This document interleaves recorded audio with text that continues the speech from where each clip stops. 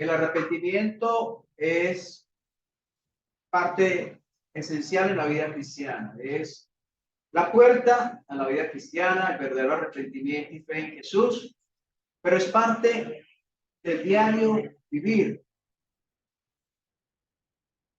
¿Qué dice Dios acerca del arrepentimiento? No vamos a explorar la escritura, sino basados algo en la vida de Judas. Vamos a aprender algo del arrepentimiento y algunas otras cosas más que Dios quiere enseñarnos. Una de las preguntas es, ¿Judas se arrepintió? Vamos a ver que hay un versículo que dice que se arrepintió. De pronto no lo ha visto. Jesús fue engañado por Judas. Los discípulos fueron engañados por Judas. Y todos tendremos una última oportunidad para arrepentirnos. Son preguntas que contestaremos en este mensaje. Vamos a iniciar mirando Juan, capítulo 6.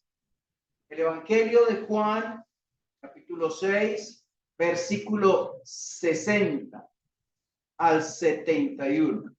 Juan, capítulo 6, versículo 60.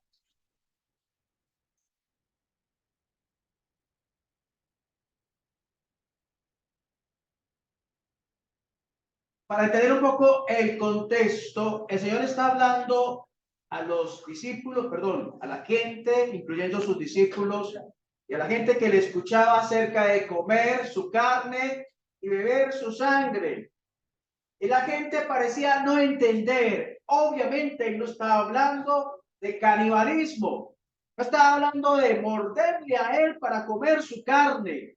Estaba hablando, haciendo referencia a la obra que pronto se realizaría en la cruz del Calvario. Que por su vida, por su cuerpo y sangre, tendríamos vida. Entonces, el que llega a la fe, en un sentido, está como comiendo de él, comiendo de su carne y tomando de su sangre, porque a través de su vida tenemos vida y esperanza. Pero ellos no entendían. Y el versículo 60 dice, al oírlas, muchos de sus discípulos dijeron, duras esta palabra, ¿quién la puede oír? Sabiendo Jesús en sí mismo que sus discípulos murmuraban de esto, les dijo, esto os ofende.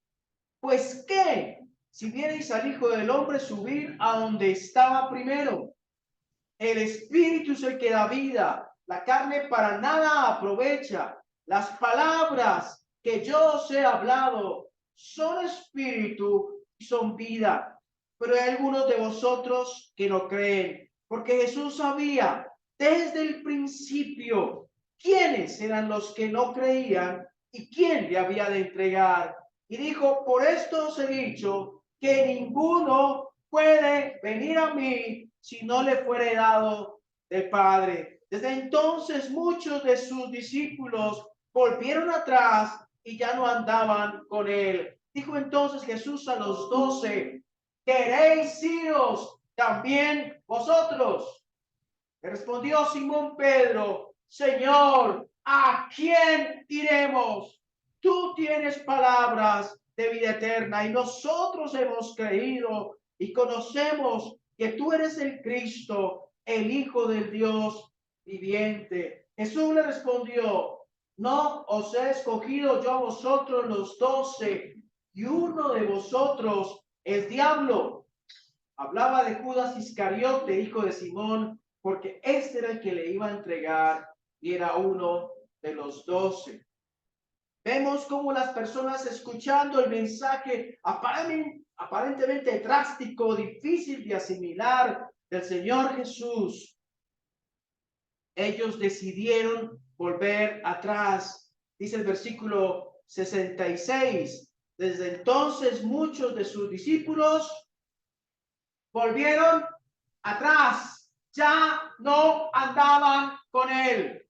El Señor no estaba interesado en multitudes vacías, en multitudes que solamente estaban presentes ahí, escuchando algo hermoso y bonito, algo que agradaba el oído, pero que no llamaba al arrepentimiento. El Señor les estaba diciendo, este es el mensaje, yo soy la vida. Y era muy difícil para ellos entenderlo, porque lo tenían ahí visiblemente y porque podían ver en él alguien normal, no alguien que levitaba o que volaba, una persona que caminaba, que sudaba, que comía, que respiraba, pero él estaba diciendo, yo soy la vida, y no lo entendían. Y cuando las personas se comenzaron a ir, Jesús no comenzó, el Señor Jesús no comenzó a ver, ay, ¿qué vamos a hacer? ¿Cómo las traemos?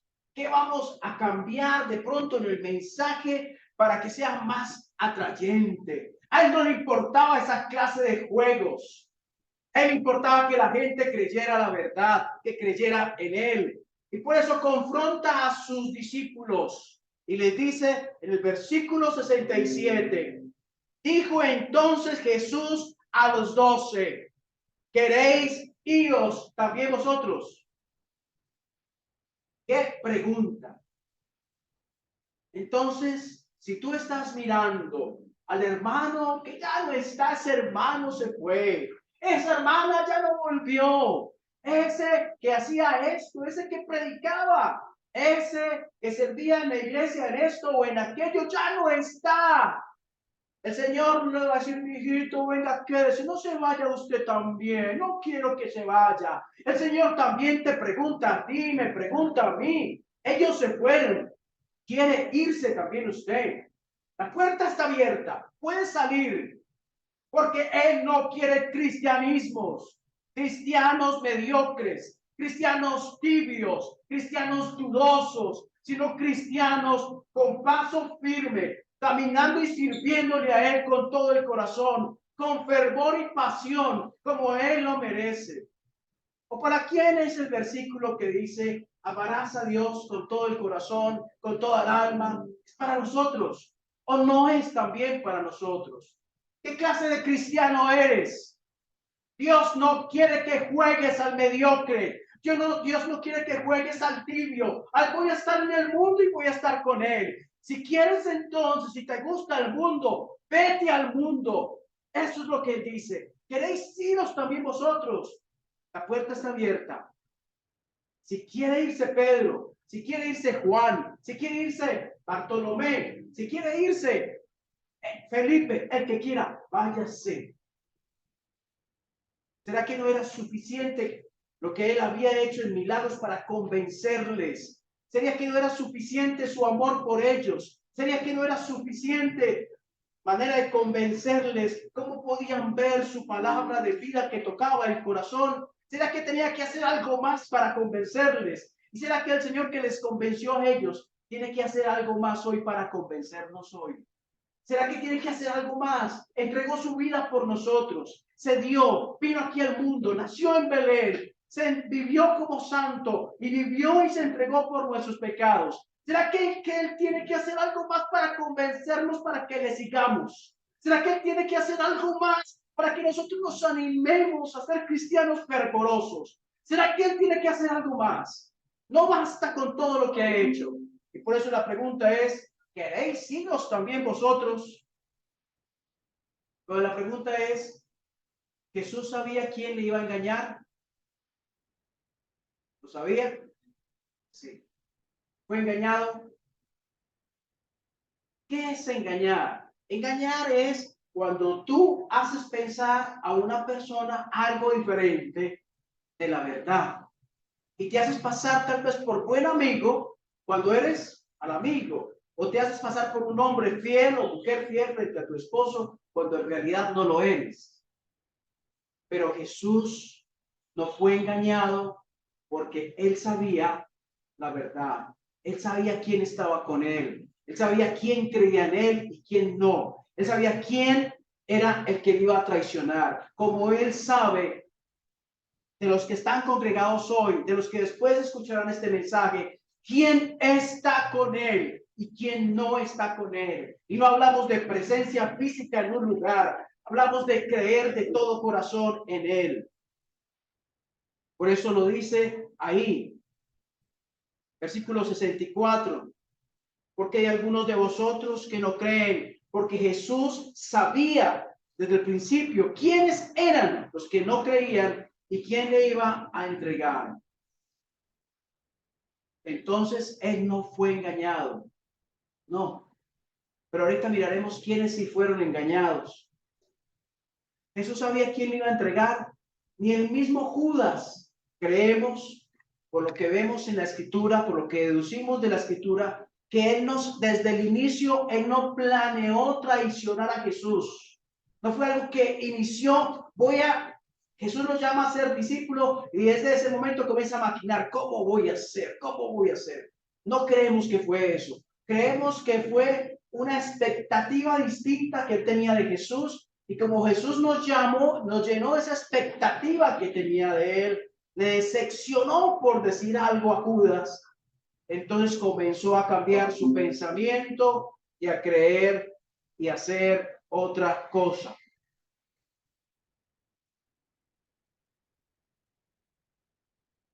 Porque en Judas no había fe. Acabamos de leer el versículo en 70, versículo 70.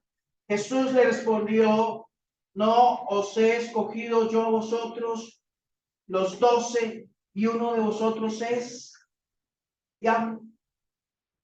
¿Había fe en él? No, no había fe en él. Y entonces la pregunta es, ¿por qué lo eligió a él? ¿Por qué lo escogió? No sabemos. No sabemos. Pero él tuvo la oportunidad de escuchar el mensaje el mensaje de vida. Es más, cuando el Señor les dice a ellos, cuando Pedro más bien contesta, tú tienes palabras, ¿a quién iremos? Versículo 68, le respondió Simón Pedro: Señor, ¿a quién iremos? Tú tienes palabras de vida eterna. Muy bien. Pedro creía que Jesús tenía palabras de vida eterna. Judas no. Judas no creía que Jesús tenía palabras de vida eterna. Judas creía que Jesús tenía palabras, ya, pero no de vida eterna. Hay una frase que los quiero compartir, que el poeta tan conocido Ramón Patiño pensó ayer. Dice: un corazón donde la fe está ausente es un terreno abonado para que Satanás siembre pensamientos en la mente. El corazón de la fe está ausente. Es un terreno abonado para que Satanás siembre pensamientos en la mente. Vamos a pasar a Marcos capítulo 3, versículo 13 al 19. Vamos a mirar algunos pasajes de los evangelios. Marcos 3, versículo 13 al 19.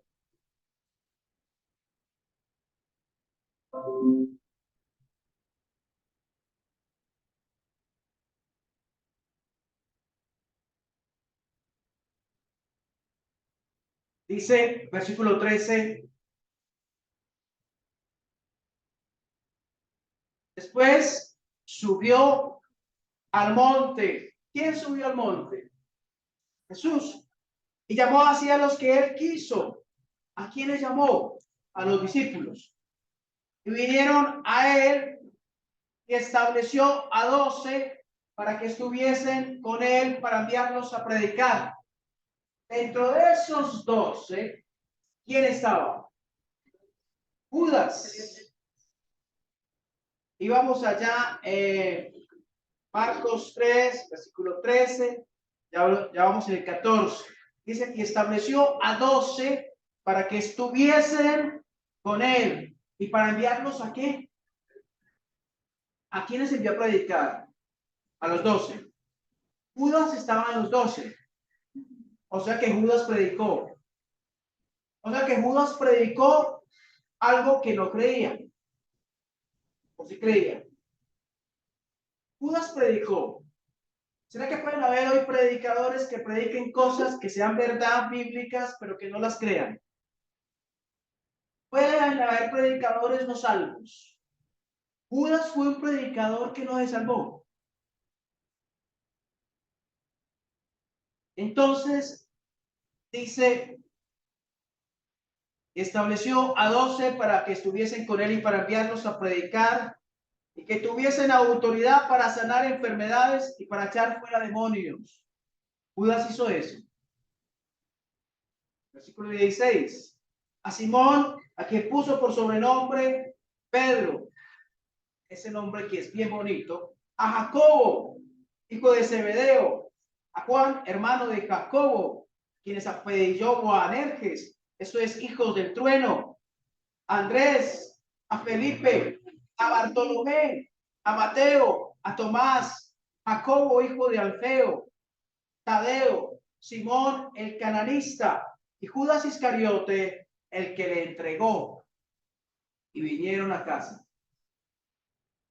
¿Qué notan ustedes de esta lista? Y si usted quiere miraros otras listas donde se mencionan los discípulos, usted va a ver algo similar. ¿Qué nota ahí? ¿Dónde está Judas? De último. ¿Y cómo se le llama Judas? El que le entregó. Y usted mira otras citas y dice cosas similares. El que le traicionó, el que le entregó. Bueno, Judas fue marcado para siempre como el que le entregó. Pero ahí está Tomás. ¿Se acuerdan de Tomás? Tomás fue el incrédulo. ¿Se acuerdan de él? Aquí menciona Tomás el incrédulo. No.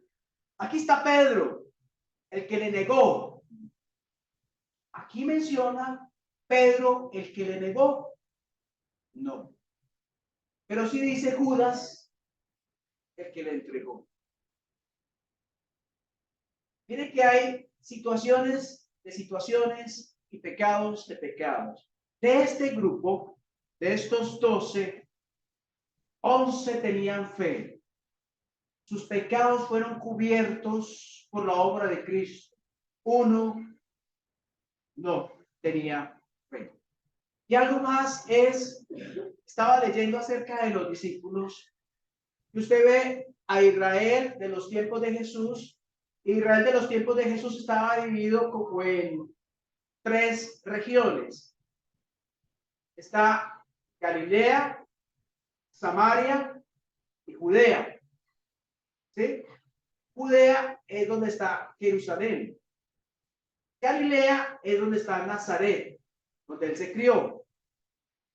Y Galilea también está Caná, está Betsaida, está Corazín.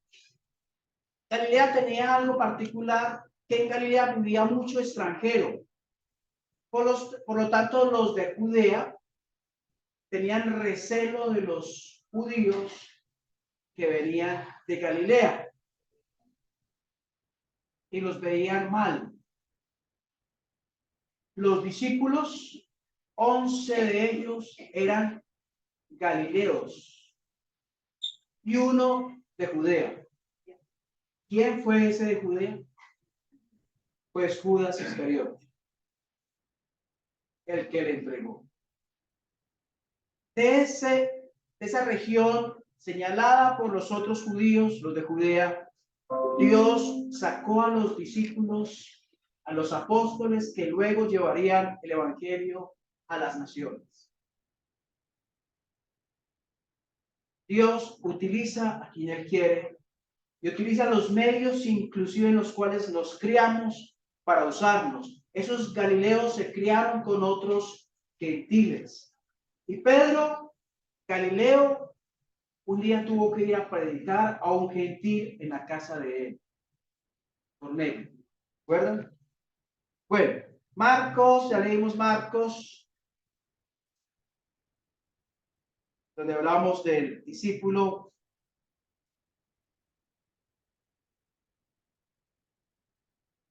Judas, el que le entregó, manifestó una posición ausente de fe, deslealtad en su máxima expresión. Miremos Marcos capítulo 14.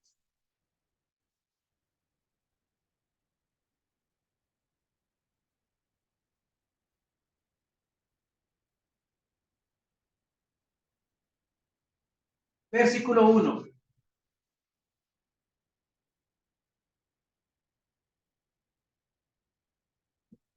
2 días después era la Pascua.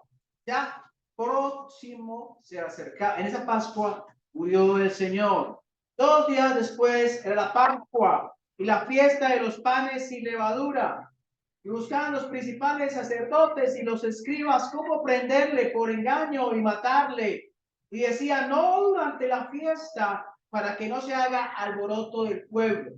Tenían un problema. Querían coger a Jesús, querían tomarlo, pero no podían porque él mantenía rodeado de multitudes de personas y no querían un alboroto allí. Querían hacerlo de manera que él estuviera solo. Pero ¿cómo? ¿Cómo hacerlo? Tenían un problema. Pero alguien muy amablemente les iba a ayudar próximamente.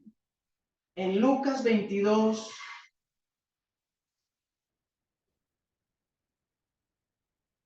Lucas 22, versículo 1.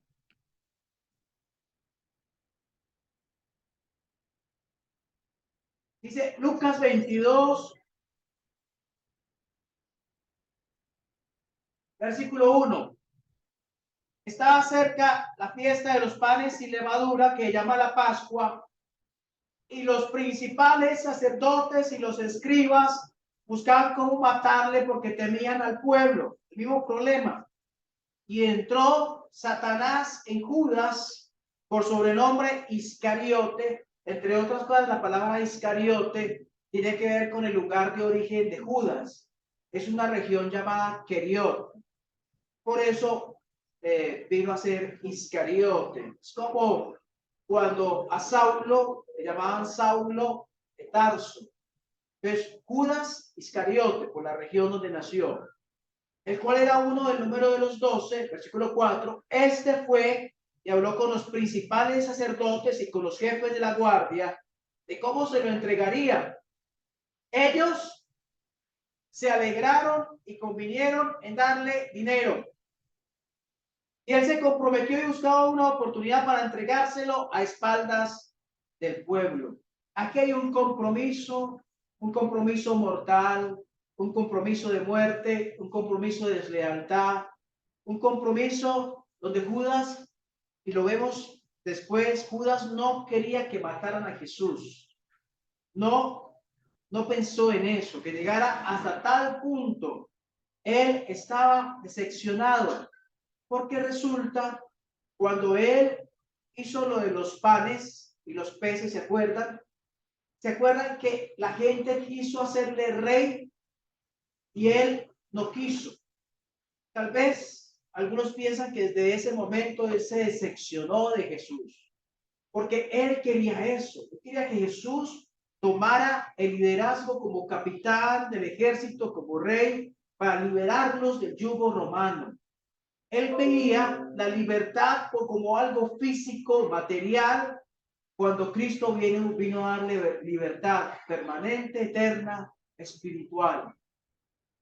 Entonces comenzó la decepción de Judas. Pero también hay otra ocasión donde él muestra su inconformismo. Es cuando la mujer que derramó el perfume sobre Jesús. ¿Se acuerdan? Que Judas dijo, ¿por qué no se vendió ese perfume por 300 denarios y se le dio a los pobres? También allí, desde ese momento, algunos piensan que él comenzó a pensar en entregarlo. El pecado no inició desde el inicio, cuando él fue elegido como discípulo. Y así es el pecado.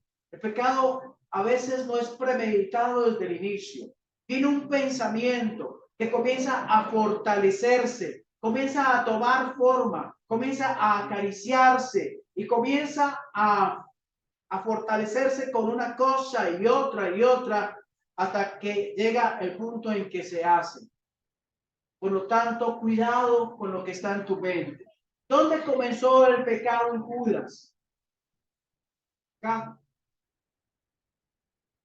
acá comenzó, aquí en su mente. Dios guarde tu vida, porque todos podemos cometer gravísimos, gravísimos pecados. Vamos a Juan capítulo 13.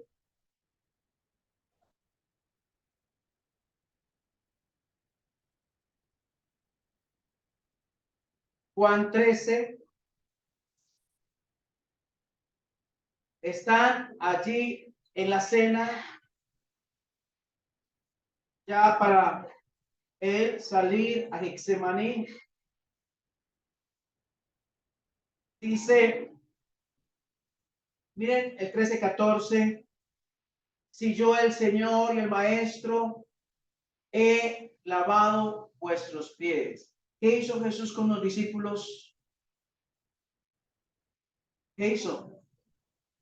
Les lavó los pies. ¿A cuáles discípulos? Estaba Judas incluido.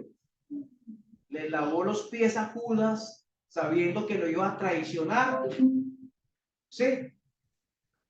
Nosotros hubiéramos lavado los pies a Judas.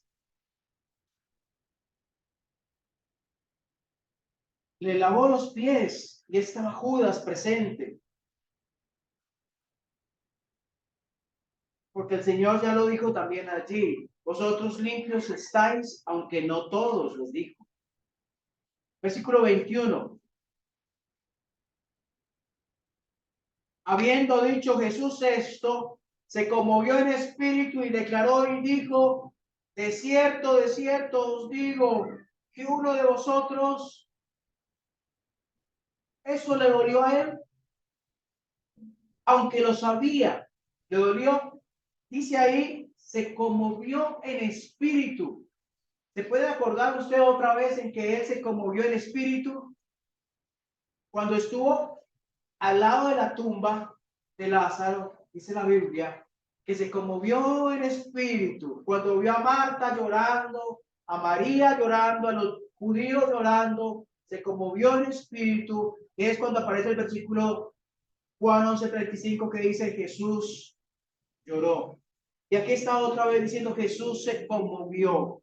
¿Cuánto le dolió el haber sido entregado por su discípulo, aunque sabía lo que iba a suceder? No dejó de dolerle. Se conmovió en espíritu. Uno de vosotros me va a entregar. Uno de vosotros me va a entregar. Entonces, versículo 22, los discípulos se miraban unos a otros, dudando de quién hablaba. ¿Jesús fue engañado? No. ¿Los discípulos fueron engañados? Sí. ¿Por qué? Porque cuando Jesús dice, uno de vosotros me va a entregar, Pedro no comienza a mirar a Judas. Ah, no sabía. Usted tenía por ahí su guardado, ¿no? Sí, usted. No sabe. No. Mire que está diciendo el versículo 22. Los discípulos se miraban unos a otros, dudando de quién hablaba. Judas supo hacer el trabajo, supo hacer bien su teatro y simuló lo que había estado guardando por aquel tiempo. No lo mostró.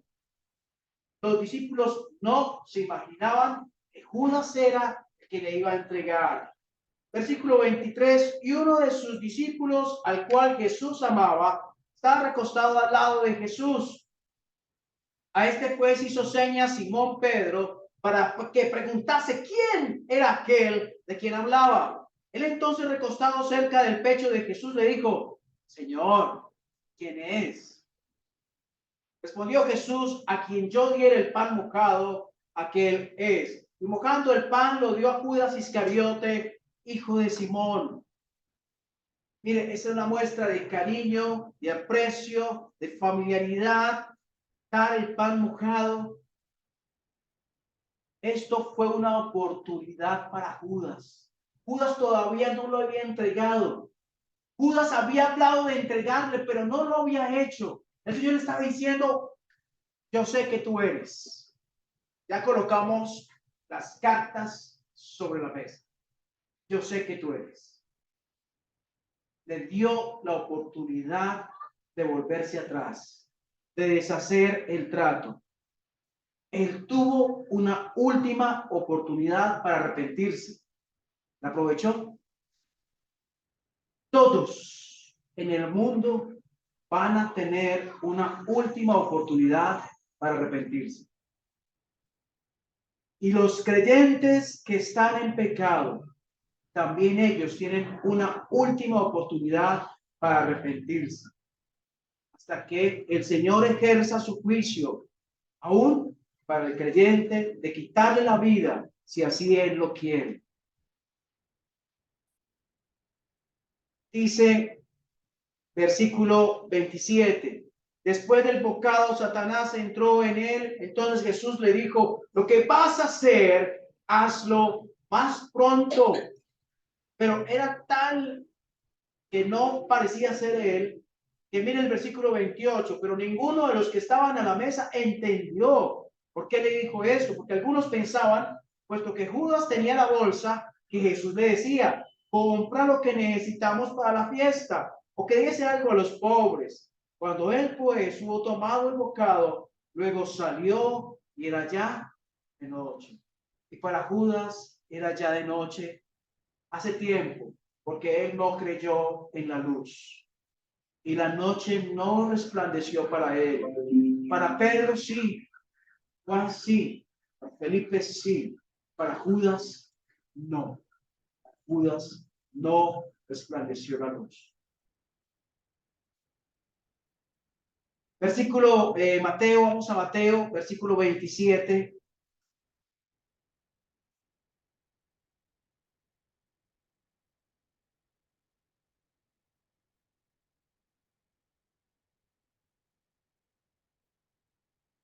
Versículo 1.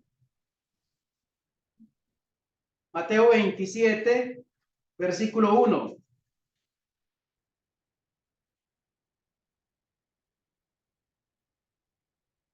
Venida la mañana, todos los principales sacerdotes y los ancianos del pueblo entraron en consejo contra Jesús para entregarle a muerte. Y le llevaron atado y le entregaron a Poncio Pilato, el gobernador. 3. Miren este 3, lo interesante. Entonces Judas, el que le había entregado otra vez, el que le entregó, Judas, el que le había entregado, viendo que era condenado, devolvió. Entonces si se arrepintió. Si se arrepintió, ahí dice. Devolvió arrepentido las 30 piezas de plata a los principales sacerdotes y a los ancianos. Entonces Judas se salvó. Pues resulta que hay una palabra en griego que es, a ver si la veo por acá, es metameleia. Metameleia. Esa metameleia, esa palabra en griego, habla de cambiar de parecer. Judas cambió de parecer. Pero un versículo como Hechos 17:30, que dice, yo mando a todos los hombres en todo lugar que se arrepientan. Ahí la palabra arrepentimiento es metanoía. Judas, metameleia. Y arrepentimiento para salvación, metanoía. ¿Cuál es la diferencia entre una y otra? Voy a hacer un ejemplo con metameleia. Resulta que una chica se metió en fornicación con un muchacho. Sea creyente, no creyente, esa chica, en este caso, en este ejemplo, no importa. Creyente o no, de todas maneras es pecado, pero se metió en fornicación con un muchacho. Ella dice, no, este muchacho, no, no me sirve, de verdad, no me entiendo con él y voy a acabar con esto. Y termina la relación. Metameleia, cambió de parecer. ¿Sí? ¿Cómo sería metanoia? Metanoia es, ahora sí importa que es creyente. Y cayó en pecado, pero dice, uy Dios, pequé contra ti, me siento sucia, me siento mal. Quiero agradarte, Señor. Este muchacho se porta muy bien, pero no quiero seguir con él porque a ti no te agrada. Perdóname porque pequé. Metanoia. ¿Ven la diferencia? En metameleia no hay el obrar del Espíritu Santo convenciendo de pecado. Es simplemente una lógica humana obrando, donde uno dice, me equivoqué. Yo creo que no debía haber hecho eso. Cambio de opinión. Metameleia. Pero cuando obra el Espíritu Santo y lleva a la humillación y al quebranto, al verdadero arrepentimiento, ahí es donde aparece la palabra en griego, metanoia. Entonces, Judas no, metanoia. Judas, metameleia. ¿Sí? ¿Me están entendiendo? Entonces, la palabra aquí, arrepentimiento, la podemos cambiar por cambio de parecer, cambio de pensamiento. Mientras que Dios lo que hace cuando la persona salva al pecador arrepentido, arrepentimiento ahí es cambio de corazón, cambio de mente. Judas no se arrepintió, Judas sintió remordimiento. Entonces, si tú quieres estar bien con Dios, no basta con que te sientas mal por lo que hiciste, sino que tengas la convicción de Dios del pecado grave que cometiste, de cómo ensuciaste tu vida, de cómo pecaste contra el que te salvó. Y entonces comienza a obrar Dios en el corazón, porque hay verdadero arrepentimiento. No basta con sentirme mal. Ese sentirme mal me debe llevar a doblar mis rodillas ante Dios. Ese es el verdadero arrepentimiento. ¿Estamos entendiendo eso? ¿Sí? El remordimiento me dice, no debí de haberlo hecho. En torno a lo que yo pienso, no debí haberlo hecho. El arrepentimiento es, no debí de haberlo hecho, pero porque Dios me convence, porque me siento sucio, porque realmente me siento mal con Dios por lo que hice. Entonces, ¿el Señor Jesús fue engañado? No fue engañado. ¿Los discípulos fueron engañados? Sí, fueron engañados. Al Señor Jesús se le puede ver de muchas maneras. Judas lo veía de una manera, pero solo hay una manera que salva. Solo hay una manera que salva. Hay hechos que marcan a una persona. Judas, el que le entregó. Dios da oportunidades para todos. Y para todos habrá una última oportunidad antes de estar en la presencia de Dios. El remordimiento no es arrepentimiento. Bueno, Señor, hay pensamientos que nos confunden, palabras que confundimos la definición o concepto. Pensamos que sentirnos mal siempre es espiritual, cuando muchas personas sin Dios se sienten mal por algo que hicieron. Muchas personas que no creen en Jesús se sienten también mal. Oramos, Señor, que nuestra vida cotidiana, ese sentirse mal, sea realmente un trabajo del Espíritu Santo en nuestro corazón. Un trabajo que nos lleve a un verdadero arrepentimiento, a un volver a ti, a un acercarme a ti humillado y quebrantado, donde no hay soberbia o orgullo, donde no merezco tu amor o tu gracia, pero me cobijas con ella. Señor, oramos por nuestros familiares que aún tienen la oportunidad de arrepentirse y creer en Jesús.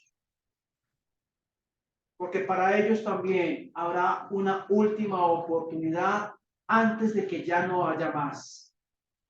Pero también oramos por hermanos y hermanas que han caído en pecado, que han ensuciado su vida, que han cambiado la primogenitura por un plato de lentejas,